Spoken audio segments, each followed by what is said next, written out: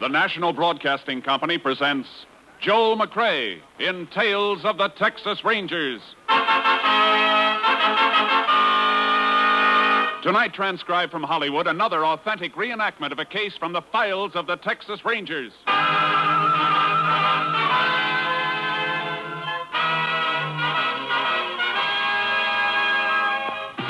Tales of the Texas Rangers, starring Joel McCrea as Ranger Jace Pearson. Texas, more than 260,000 square miles, and 50 men who make up the most famous and oldest law enforcement body in North America.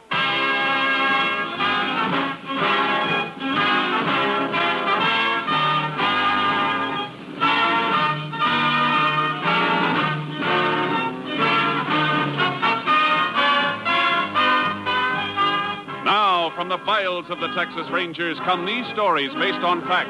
Only names, dates, and places are fictitious for obvious reasons. The events themselves are a matter of record.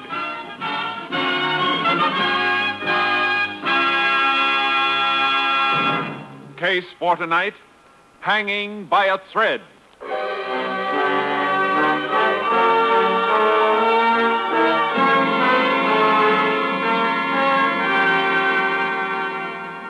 At 9:15 on the morning of May 5th, 1947, the telephone rang in the sheriff's office in the little town of Finney, Texas. Sheriff Hansen answered it. Sheriff's office, Hanson speaking. Sheriff, this is George Hawks. How are you, George? What can I do for you? Nothing, nobody can. How's that? I just called to tell you I'm going to kill myself. What did you say? You heard me. It'll take you 20 minutes to get out to my place. By that time, I'll be dead. Now, wait a minute, George. What? Hello? George! Operator! Yes, sir? Oh, this is the sheriff. That caller just came in here. Where was it from? One moment, Sheriff. If this is someone's idea of a practical joke... Hello, Sheriff. Yes? That call was placed from 317 out on Gum Creek Road, the residence of Mr. George Hawks.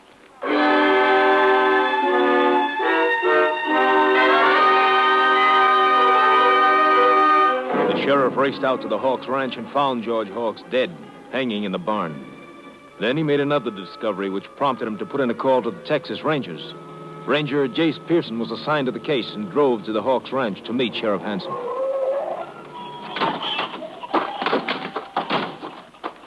Jace, am I glad to see you. Howdy, Sheriff. It's been a long time. Yeah, a month of Sundays. Now, I hope I didn't call you down here for nothing, Jace, but this looks mighty fishy to me. So I want you to take a look at the body. Hasn't been taken down yet? No, I put in a call to the coroner, but he was out somewhere. I left a message for him to come out here as soon as they could locate him. How'd you find out about the body, Sheriff? I got a phone call, Jace, about 9:15. Said it was George Hawks and he was going to kill himself. I thought maybe it was some joker, so I traced the call. And? It came from here, all right. So I drove out fast as I could, but George was dead. Hanging by the neck in the barn. No pulse. Body still warm. Sheriff, I know you didn't call me down here to investigate a routine suicide. What's the catch? Well, I'm getting to that. Come in the barn. This is just the way he was when I found him. You notice that's a wire he's hanging from, not a rope. Yeah. Cut off the clothesline, probably. Yeah. How'd you know? Guessed. I saw the clothesline had been cut, part of it dragging on the ground in the yard. You Rangers don't miss much, do you? Not if we can help it, Sheriff. Well, I want to show you something I found. Look at this, right under the body. It's an oil drum. Right. And the exact position I found it in, on its side. Now, you'll notice, Jace, that it's the only thing near enough that George could have stood on while he put the wire around his neck. Here's the rim marks where it stood on the straw before it was tipped over. Yeah, only he didn't stand on it. Look at this end of the drum. Thick with dust. Now, look at the other end. Dusty, too. Jace, there's not a sign of a footprint on either end of this oil drum. You're right, Sheriff. He couldn't have climbed up in the loft and jumped, or that wire would have taken his head off. Yeah, that's what I figured, and that's why I called you. What about fingerprints? No, couldn't find any, just a few smears.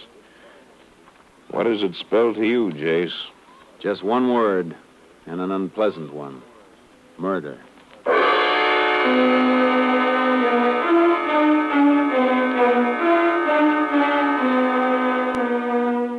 got my camera out of the car and took pictures of the body. And we took down the broken clothesline and nosed around for more evidence. The sheriff went up to look over the house while I combed the barn. How'd you make out up at the house, Sheriff? Nothing, Jace. Absolutely nothing. No note from George. Everything tidy. No sign of a struggle. Funny nobody's around. Who would be ordinarily? His wife, Millie. One of the hands. He had 2 men working for him last I heard. How you coming, Jace? I found a couple of things, but not the thing I want. What's that? The tool that was used to cut the wire he's hanging on. All I found in the barn here was this pair of rusty pliers. Well, couldn't they have been used to cut it? No, Sheriff, they wouldn't cut butter. Mm-hmm. Besides, the cut's too clean. How about footprints? No luck yet. But I think I've found what the killer stood on to string the body up. What? The stepladder. I found it under the tool bench. Been used lately. Marks in the dust where it'd been dragged out and then pushed back. Well, what are you fixing to do, Jace? Going up the ladder and take a look at the beam where the wire's looped over. Here, I'd better hold it for you. It's pretty rickety. Thanks. Find something? I think so. What is it, Jace? Look at this. Stuck on a splinter where the wire went over the beam. It's a piece of black thread. Yeah. Black wool thread. Well, are you a string saver, Jace? In a case like this, yes. Let's take a look outside. Mm-hmm. What about a motive, Sheriff? For suicide or murder? Either. Can't think of a one offhand. George was a pretty normal guy. Happily married. Didn't have any enemies that I know. How about those 2 hands you mentioned? Well, this new one, Brad Johnson, been working for George about 6 months. Only met him a couple of times. Seemed to be all right. In a quiet sort of way. And the other? Old Tom, oh, he's okay. Drinks a lot. George used to fire him regular and then take him back when he sobered up. There's no good footprints in the yard here. Nope. Ground's packed pretty hard. Oh, Sheriff. Car coming up the house. Is that the coroner? That? Well, no, that looks like... Well, sure, that's George Hawk's car. That's Millie driving it. Mrs. Hawks. Come on. We'll have to tell her, Sheriff. This is the only part of the job I really hate. Yeah, I know, Jace. Sheriff, what are you doing out this way? And... Morning, Mrs. Hawks. This is Ranger Pearson. Howdy, ma'am. Ranger? What's happened? What's the matter? I'm sorry to have to tell you, Millie, but George... Something happened to George? Yes. He's dead. Oh, no. No. Come on, Mrs. Hawks.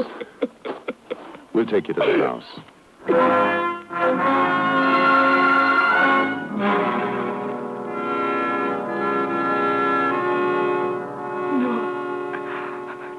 I can't believe he'd do it. Mrs. Hawks, when did you last see your husband? Just a few hours ago at breakfast. How did he appear at breakfast? I mean, was anything wrong? Was he upset about anything? Well, yes, there was a big fight at breakfast. I'd never seen George get so mad. A fight? Between you and your husband? Well, all 4 of us went on it. Old Tom and Brad was there, too. They're the hired hands. How did it start? I cooked breakfast for the 4 of us, like I always do. Old Tom was late, so we'd started to eat. When we were about through, old Tom came staggering in. He was half drunk. Again, huh? Yes, Sheriff, again. Then he and George had this big row, and George fired him for being drunk. Go on. Old Tom was fighting mad. He gets mean when he's been drinking. He started making all kinds of wild accusations. What kind of accusations, Mrs. Hawks? Lies, Ranger. All of them lies. He said he wouldn't have been drunk if Brad hadn't bought liquor for him. Brad? Well, that's what he claimed. Said Brad got him drunk on purpose so he... Oh, it was awful. So he could what? Well, it's a lie, Ranger. What did he say, Mrs. Hawks? Well, old Tom said to Brad, I wouldn't be drunk if you didn't buy me the stuff. You're always trying to get me out of the way, so I won't see you... So I won't see you playing up to the boss's wife. Then what happened? Well, Tom left, and my husband started swearing and threatening Brad, accusing him of what Tom said. Brad said it was a lie, and then George threw some money in his face and told him to get off the place, that he was fired, too. What did Brad do? I thought for a minute he was going to hit George, but he didn't. He went outside, and a few minutes later I heard his car start, and he drove away. By this time, George was in a terrible rage. He even threatened to kill me. So I grabbed the car keys and ran. Did he ask you where you were going? Yes, he did, Ranger. And I told him I was going in town to see Mr. Harris, the lawyer, see about getting a divorce. What time did you leave? About 8:30. Ranger, you said you found him hanging in the barn. Well, if it was suicide, why are you asking me all these questions? Because I don't think it was suicide, Mrs. Hawks. I think it was murder.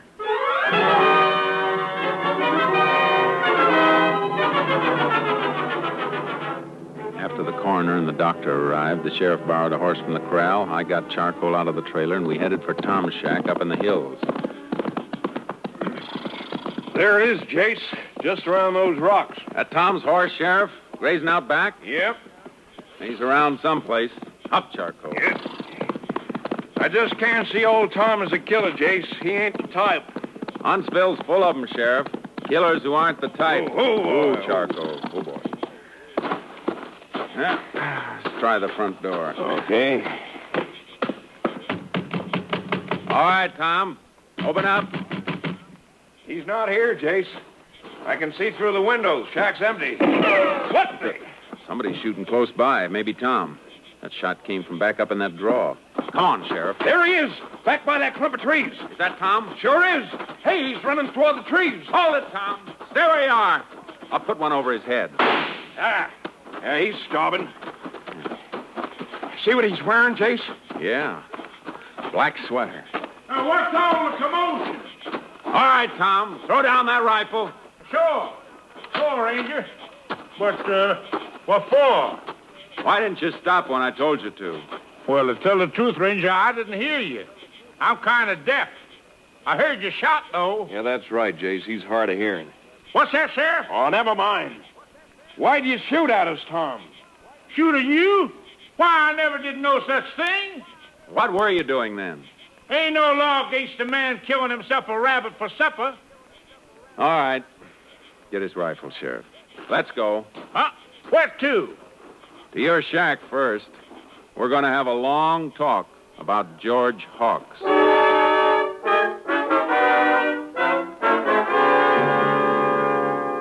I'll tell you, Ranger, I didn't know George was dead until you told me a minute ago. What call would I have to kill him? If he was killed, he was my friend. You don't seem very clear about what happened this morning, Tom. Well, I was a bit foggy. I had me a couple of nips. But I do remember George getting mad and firing me. What happened after that? Well, I took a few more out of the bottle in my saddlebag. I don't remember much after that. I must have rode up here and fell asleep. Woke up a while ago. I was hungry, and I went out to get me a rabbit. Tell me, Tom, do you often draw a blank when you've been drinking? Do I what, Ranger? Have a blank space. Do things you don't remember anything about later. Oh, I suppose I have once or twice.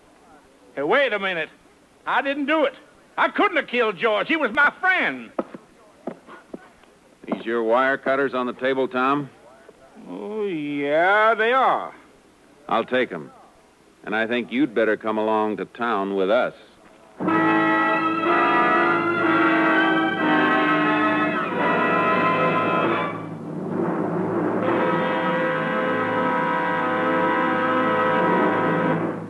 You are listening to Tales of the Texas Rangers, starring Joel McCrae as Ranger Jace Pearson at our new Sunday time. We hope that our many friends who have listened to us at the earlier hour will continue to be with us each Sunday. And for those of you who are hearing our program for the first time, we extend a warm and cordial welcome and invite you to be with us each Sunday from now on. And now we continue with tonight's case, Hanging by a Thread, an authentic story from the files of the Texas Rangers.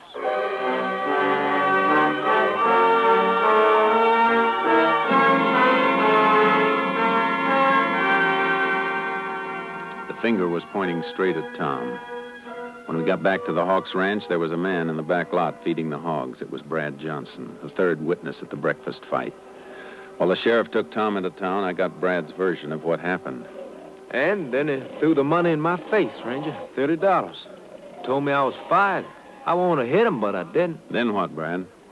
Then I got my duffel bag, threw it in my car, and drove off. Where'd you go? To Finney. Drove around town for a few minutes, and then I went to the White Spot Cafe and had a cup of coffee. What time was this? When I was in the cafe? Oh, about 9:30, I guess. Why'd you come back here? Well, somebody in town said that George had killed herself and that the coroner was on his way out here. So? Well, I figured if it was true, there wouldn't be anybody to do the chores. He fired old Tom, too. And Mrs. Hawks always treated me so friendly. Well, so I come out to do what I could. Yeah, very nice of you. Tell me, Brad, is there anything between you and Mrs. Hawks? No, sir. That's a lie, Ranger. Never even spoke to each other except at meal times or say good morning. What are you planning to do now? Well, I don't know. Help Mrs. Hawks till she can get somebody, I reckon. I see. Well, I gotta be moseying along. Oh, don't leave town without letting me know. Oh, I won't, Ranger. I'll be around.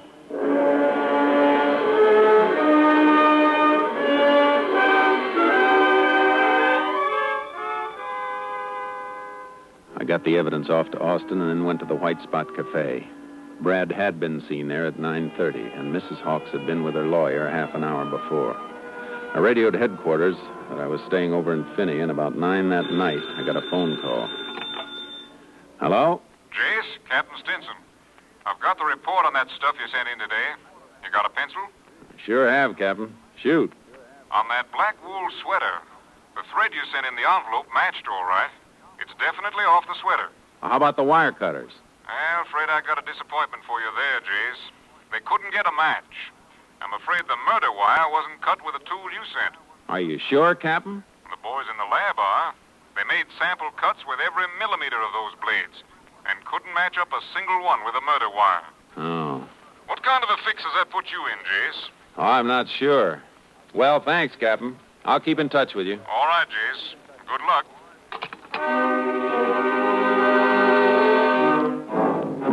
I was going to need more than luck. Things were really getting tangled up. It was about 4 a.m. when I finally dozed off trying to dope it out. Then at 8:30, I met the sheriff in his office. Well, you look like you've been through the ringer, Jace.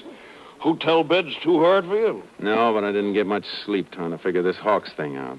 Looks like we'll have to let old Tom go, Sheriff. Why? What's up? The lab says Tom's cutters didn't cut that wire. They didn't? No. Of course, old Tom could have used other cutters, but in his stupor, I doubt if he'd be that clever. Well, I hate to complicate things more than they are, Jace. What do you mean? Coroner called a little while ago. He's sending his report over with one of my deputies. Should have been here by now. His verdict is suicide. Suicide? That doesn't make sense. No, apparently does to him. We'll know when the report gets here. Yeah. George Hawks, deceased. Climbed up a stepladder, put a wire around his neck, and then placed the ladder neatly under a workbench 12 feet away. My dusty oil drum snoring things up, Jason. Considerable. Morning, Sheriff. Howdy, Ranger. Hi. Morning, Joe. Did you get it? Yep. I had to wait while the coroner signed it. Here it is. Yeah, thanks, Joe. Anything more I can do, Sheriff? No, not right now. Well, I'll go get me some breakfast then. Let's see. No marks of violence on the victim's body. Autopsy disclosed no brain injury. Death probably caused by strangulation. Coroner's conclusion, suicide. Signed G. Parker, coroner. There it is, Jace. Couldn't be. Now, here's something from the doctor. I examined the body at 11:30 a.m. It is my opinion the death occurred approximately 3 hours previously. Hey, wait a minute, Sheriff. Well, what is it? That'd make it about 8:30 when George died. What time did you say he called you? At 9:15. Great suffering. Sheriff, are you sure it was George who called? Well, now that you mention it, I'm not sure. Said he was George. Could it have been somebody else? Yeah, I suppose so. Beginning to piece together, Sheriff. Whoever it was could have killed George, then called you and tried to sound like him. To establish an alibi. Exactly. And then pop up someplace else a few minutes later. Like the White Spot Cafe. I'll call you later. Where are you going, Jace? Back to the Hawks Ranch.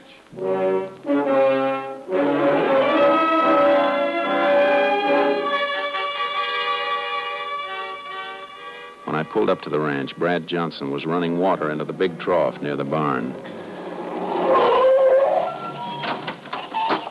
Well, hi, Ranger. What brings you out this way? I want to talk to Mrs. Hawks. We're releasing Tom. Coroner's report came in a few minutes ago. Suicide. Is she around? Why, sure, she's up the house. Okay. Oh, I just happened to think. Charcoal, my horse here in the trailer, hasn't had a square meal since I left headquarters yesterday. Is there some hay around that I could give him? Why, sure, Ranger. Some fresh bales just inside the barn there help sell. Thanks. I'll be glad to pay for it. No, forget it. I'm sure Mrs. Hawks wouldn't mind. Oh, have you got something to open one with? Why, sure. Here's my cutters.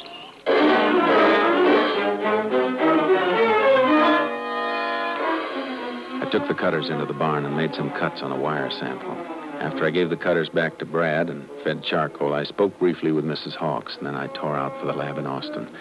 By 1 o'clock, I got the results. Here it is, Jace. Take a look. The wires match, Johnny? See for yourself. That dual microscope never lied to me yet. The left one's the murder wire. The one on the right is one of the samples you brought in. That's it. Well, look at those striations. It's a perfect match. Thanks, Johnny. Take care of this stuff. Got to get back to Finney pronto. Oh, will you do me a favor? Sure, Jace.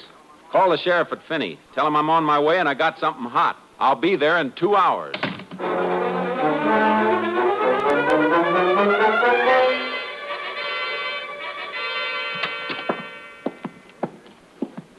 Well, Jace, you sure made good time. What'd you find out? We got positive proof the murder wire was cut with Brad Johnson's cutters. Brad's? You going to pick him up? Not right yet, Sheriff. Why not?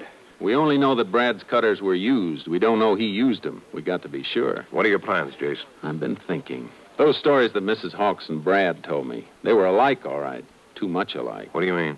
A couple of times they used the exact phrases. Mm-hmm. What about Tom and the black thread? We'll keep an eye on him, but I think he's clean. He could have caught his sleeve on that beam doing anything, pitching hay or anything. Yeah, he could have. Well, what do we do now? We got to catch him alone, Brad and Mrs. Hawks. When they don't know anybody's around, we got to hear what they say to each other. Maybe after the funeral. It's this afternoon, 4 o'clock. You know where it's being held, Sheriff? Sure, out of the ranch. It'll be a graveside ceremony. Where's the cemetery? Clear over on the other side of town from the Hawks' place. It'll take them a while to get over there and back. Sheriff, while they're at the cemetery, you and I are going to the ranch and fix up a little surprise.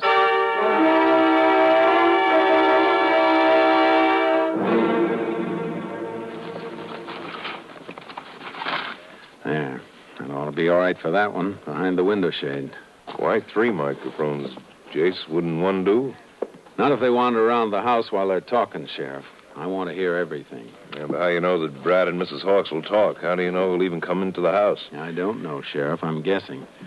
And my guess is that after the funeral's over, somebody's going to let his hair down. Hey, it's almost 5, Jace. They'll be coming back soon. I'm finished in here, Sheriff. Now all we have to do is string the wire to the stakeout. Come on.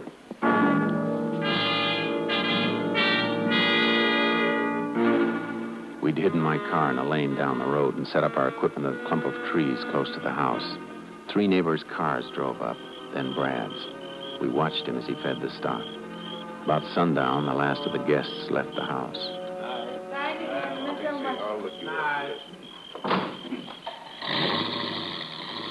There go the last of them, Sheriff. Can you see Brad? He's been in the barn the last few minutes. There he is, Jace, heading for the house. Good. Put on your earphones, Sheriff. I want you to hear this, too. There he goes, up on the porch. Yeah. Brad. Oh, Brad. Now, come here, baby. Oh, Brad, I'm so tired and scared. Ain't nothing to be scared about, baby. Everything worked out fine. Oh, take me away with you, Brad, now, tonight. Millie, I can't do that. You know it. Why not? Why can't you? Well, the plan, baby. We gotta follow the plan. Now, look, if we went away together now, they'd nab us no time. We gotta let it clear off. Brad, I can't spend another night in this house, not alone. I can keep seeing his face. You holding him. That look of his when I put the pillow over his face, I can't stand it. I can't stand it. I told you to shut up. Look, I put a lot of hard work on us. Our alibi's got him clear off the trail. I'm not gonna let him get back on, you hear? All right, Sheriff. I've heard enough. Let's take them. You cover the back, Sheriff. I'll take the front. Okay, Jace.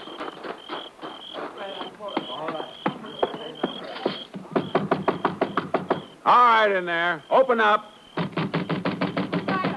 Ranger Pearson, open up.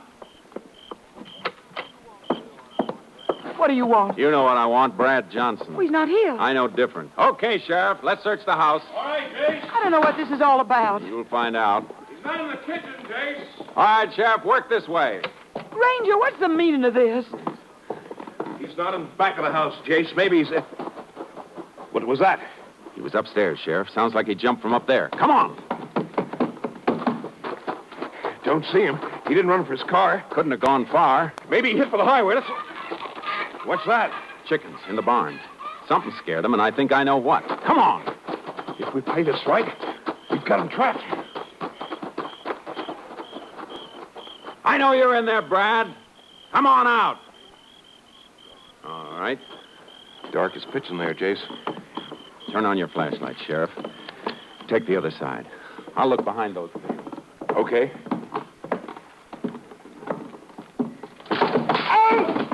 What is it, Sheriff?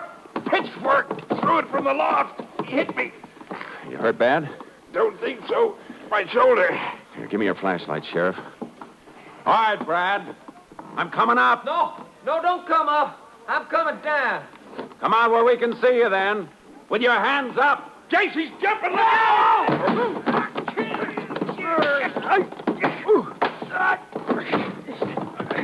Jace, you all right? Yeah, I fell on his back, hit his head when I hit him. Is he dead? No, Sheriff, he's not dead. But I can't say he won't be, though, when the state gets through with him.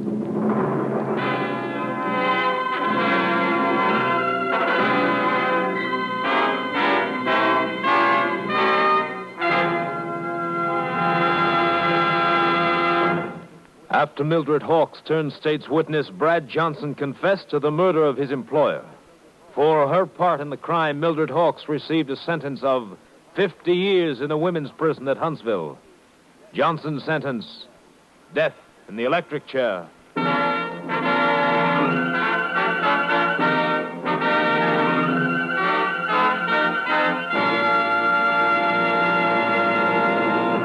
And now, here again is the star of our show, Joel McCrea.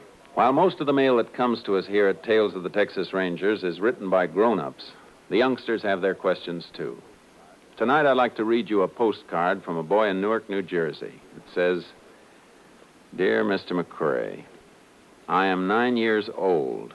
Me and my friend Tony was talking about being Texas Rangers when we grow up. How do you go about getting that job? Your friend, Tommy Cook. Well, Tommy, a lot of people have asked us that same question recently, and I guess maybe it's high time for us to tell them. First, a ranger has to serve at least 10 years as an outstanding police officer. Then he may compete with others for the job. If he's selected, he works under the wing of a ranger captain for at least 6 months, and then he's put out in the field with other seasoned rangers for a year and a half. By this time, he is, or he isn't, a true Texas Ranger. And Tommy, your card's being sent to Colonel Homer Garrison, Jr., Chief of the Texas Rangers. Good luck. Good night. Next week, Joel McCrea in another authentic reenactment of a case from the files of the Texas Rangers.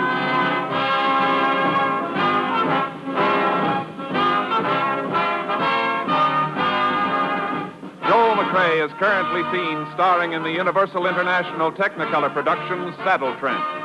Tonight's cast included Tony Barrett, Byron Kane, Betty Lou Gerson, Jeff Corey, and Wally Mayer. This story was transcribed and adapted by Andrew McBroom, and the program was produced and directed by Stacy Keach. This is Hal Gibney speaking.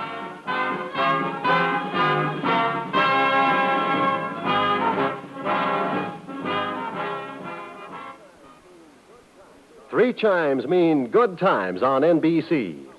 Tuesday nights are bright with comedy on NBC. Start off the evening with Baby Snooks. Hear Fibber McGee and Molly of 79 Wistful Vista listen as Art Linkletter proves that people are funny and laugh with Bob Hope and his gang. It's truly fine entertainment every Tuesday night.